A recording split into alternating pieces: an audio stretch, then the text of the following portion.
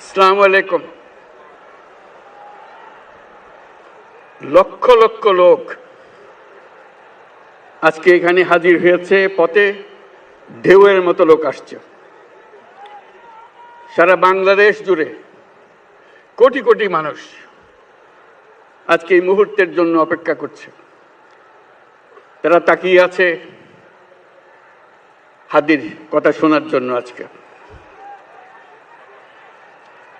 বিদেশে যারা আছে বাংলাদেশি, এই মুহূর্তে তারাও হাদির কথা জানতে চায়। প্রিয় ওসমান হাদি, তোমাকে আমরা বিদায় দিতে আসি নাই এখানে। তুমি আমাদের বুকের ভেতরে আছো এবং চিরদিন বাংলাদেশ যতদিন আছে তুমি সকল বাংলাদেশির বুকের মধ্যে থাকবে। এটা কেউ সরাতে পারবে না। আমরা আজকে তোমাকে প্রিয় হাদি বিদায় দিতে আসিনি। আমরা তোমার কাছে আমরা ওয়াদা করতে এসেছি। তুমি যা বলে গেছো সেটা যেন আমরা পূরণ করতে পারি, সেই ওয়াদা করার জন্য আমরা একত্র হয়েছি। সেই ওয়াদা শুধু আমরা নয়, পুরুষানুক্রমে বাংলাদেশের সব মানুষ পূরণ করবে। সেই ওয়াদা করার জন্যই আমরা তোমার কাছে আজকে এসেছি, সবাই মিলে যে যেখানে আছি। আমরা তোমার যে মানব প্রেম, তোমার যে ভঙ্গি, মানুষের সঙ্গে উঠা বসা, তোমার যে রাজনৈতিক দৃষ্টিভঙ্গি, সবাই প্রশংসা করছে।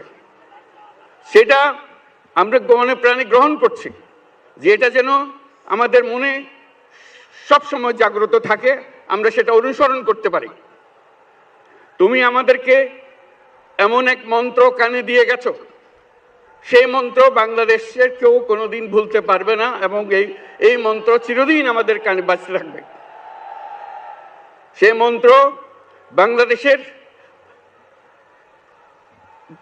বড় মন্ত্র হয়ে আমাদের জাতির সঙ্গে সংযুক্ত থাকবে। তোমার মন্ত্র ছিল বলবীর চির উন্নত মমশির।